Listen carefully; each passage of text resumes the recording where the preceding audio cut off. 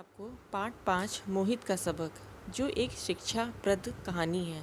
इसको आज मैं बताऊंगी कि इस कहानी में क्या है और क्या शिक्षा दी गई है। सीखने के लिए हम एक जुनून पैदा कीजिए। यदि आप कर लेंगे तो आपका विकास कभी नहीं रुकेगा। ये कहा है एंथनी जेडी एंजेलो ने। देखिए आगे इस कहानी में क्या है। जब स्कूल से घर आकर मोहित ने अपना बैग फर्श पर फेंका तो उसमें से कुछ फटी हुई कॉपियाँ और पुस्तकें बाहर निकलकर बिखर गईं। उसकी माताजी ने जब यह देखा तो उनका पारा चढ़ गया। उन्होंने एकदम उसके गाल पर थप्पड़ जड़ दिया और बोली, स्कूल में क्या पढ़ते हो? वहाँ यही सब सिखाते हैं क्या? कितने दिन से देख रही हूँ, कभी बैग फेंक देते हो, कभी मोजे और जूते निकालकर इधर उधर मारते हो।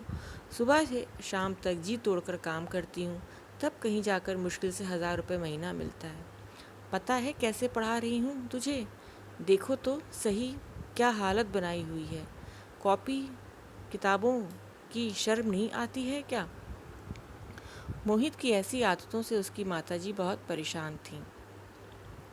मोहित के पिताजी की एक हादसे में मृत्यु हो गई थी। घर का गुजारा बड़ी मुश्किल से चल रहा था। उसकी माताजी को यह चिंता भी रहती थी कि मोहित पढ़ाई में कोई रुचि नहीं लेता था। बच्चों, एक लड़का था, उसका नाम था मोहित। वह बहुत ही गलत तरीके से अपने काम करता था, अपनी चीज़ें अच्छे से नहीं रखता था, पढ़ाई में मन भी नहीं लगाता था और उसकी स्कूल की कॉपी किताबियाँ भी ऐसे ही पड़ी रहती थीं। ये सब देखकर उसकी माताजी बहुत क्रोधित होती थी और बहुत चिंता करती थी। उसकी इसी आदतों से वह बहुत परेशान भी थी और वह सोचती थी कि कैसे ये एक अच्छा लड़का बनेगा।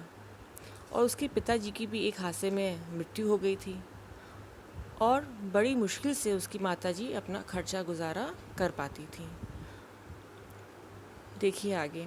उधर मोहित को अपनी माँ पर गुस्सा आ रहा था। पलंग पर पड़ा वह रोता रहा, कुछ सोच रहा था। अचानक उसके दिमाग में एक विचार कौंधा, क्यों ना मैं पास वाले शहर में अपने दोस्त दीपक के पास चला जाऊं। बस फिर क्या था, वह माँ के घर से निकलने का इंतज़ार करने लगा और जैसे ही वह पड़ोस में किसी काम से गई, वह चुपके से घर से बाहर निकल लिया और बड़े बड़े कदम भरता हुआ चलने लगा। वह रो रहा था और रोते रोते उसको अपनी माँ पर गुस्सा भी आ रहा था। फिर उसने सोचा कि क्यों ना मैं अपने दोस्त दीपक के पास चला जाऊं।